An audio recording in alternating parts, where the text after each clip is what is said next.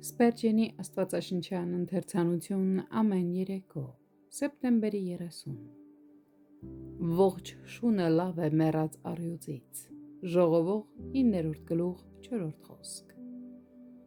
Կյանքը թանկարժեք բան է, և դրա նույնիսկ ամենաաննշան ձևն ավելի գերազանց է մահից։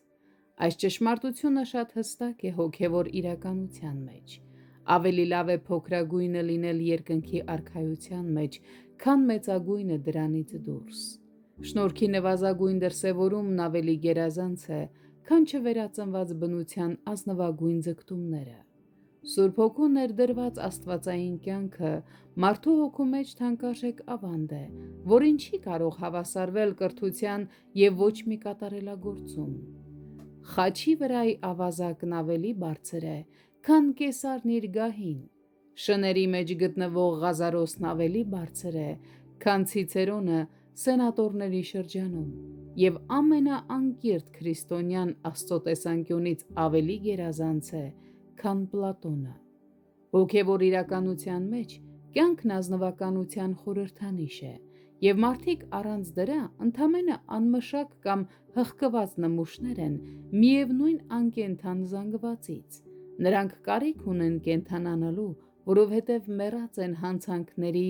ու մեղքերի մեջ։ Կենդանի սիրառատ ավետարանական պատգամը, որքան էլ բովանդակությամբ անմշակ և ոճով անտաշ լինի, ավելի լավ է, քան ամենաընտիր ճառը, որ զուրկ է օծությունից և զորությունից։ Կենդանի շունն ավելի լավ է հսկում, քան սատկած առյուծը, և ավելի մեծ օգուտ է տալիս իր տիրոջը։ Այնպես որ ամենախղճուկ հոգևոր քարոզիչն անհամեմատ ավելի գերադասելի է, քան ամենատպավորիչ հրետորը, որը չունի ուրիշ իմաստություն բացի խոսքերից և ուրիշ զորություն բացի ճարտարությունից։ Նույնը վերաբերում է նաև մեր աղոթքներին և այլ հոգևոր փորձառություններին։ Եթե մենք Սուրբ Հոգու միջոցով կենդանացած ենք դրանցում,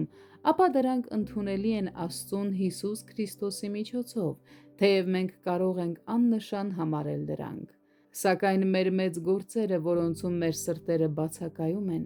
սատկած առյուծների պես սոսկ դիակներ են Աստծո աչքերում։